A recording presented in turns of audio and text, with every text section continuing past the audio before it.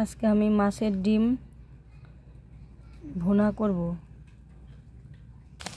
এখন আমি ডিমটিকে ভেজে নিতেছি।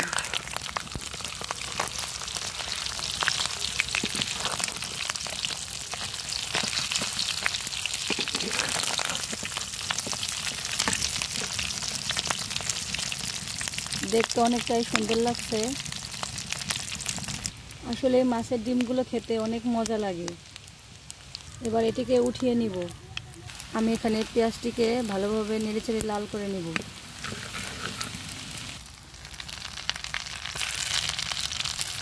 এরপর আদা বাটা, জিরা বাটা, রসুন বাটা দিয়ে দিলাম। এবার সামান্য পরিমাণ পানি দিয়ে দেব। আমি এখানে লবণ, হলুদ দিয়ে দিয়েছি। এবার ভেজে নেওয়া ডিম দিয়ে দিব।